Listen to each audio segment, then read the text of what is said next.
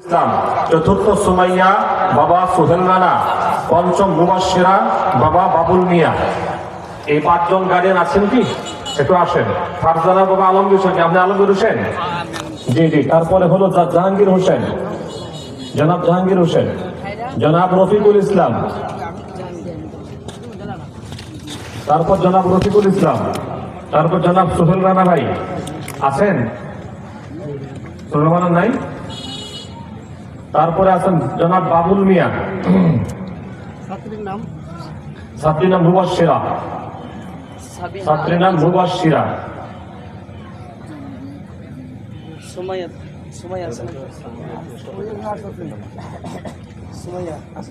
সুমাইয়া আছেন না? সুমাইয়া বাবা সোহেল রানা, সুমাইয়া বাবা সোহেল রানা। ও আচ্ছা, ওনার দুইটা মেয়ে এখানে পড়ে, দুটা মেয়ে আলহামদুলিল্লাহ মেধাবী।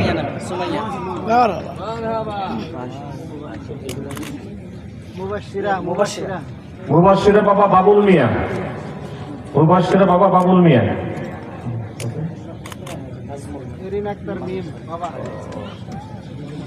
যে আমরা অনেকেই সম্মান করার দরকার ছিল, কিন্তু আমরা যে বাড়িতে এসে মাদ্রাসা প্রতিষ্ঠা করেছি ওনারা আমাদেরকে সার্বিক সহযোগিতা করছেন, তাদেরকেও আজকে এখান থেকে সম্মানিত করা হচ্ছে। জনাব নাজমুল হোসেন ভাই, নাজমুল ভাই কে আছেন? যার বাড়িতে আমাদের মাদ্রাসা প্রতিষ্ঠা, আপনি একটু মেহরবানি করে আসেন। এবং যারা সার্বিক সহযোগিতা করছেন মাহফিলে মাদ্রাসায় করেন, তাদের মধ্যে অন্যতম একজন জনাব বিল্লাল হোসেন ভাই আছেন। জনাব বিল্লাল হোসেন ভাই একটু আসলে ভালো হয়। জনাব বিল্লাল ভাই, জনাব রুবেল হোসেন ভাই, জনাব বিল্লাল ভাই আছেন না? নাই, দুই ভাই। বিল্লাল ভাই আসেন, জনাব রুবেল ভাই আসেন, এবং জনাব মোহাম্মদ ফরিদ মিয়া ভাই, জনাব ফরিদ মিয়া ভাই একটু আসেন। বিল্লাল হোসেন ভাই, রুবেল ভাই, ফরিদ মিয়া ভাই।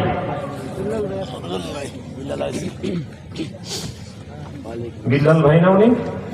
জি বিল্লাল, তখন রুবেল ভাই, তারপরে ফরিদ মিয়া ভাই। ফরিদ মিয়া ভাই থাকলে আসলে ভালো হয়। সম্মানিত উপস্থিতি, আমাদের আনুষ্ঠানিকতার পর্ব ইতিমধ্যে সমাপ্ত হয়েছে।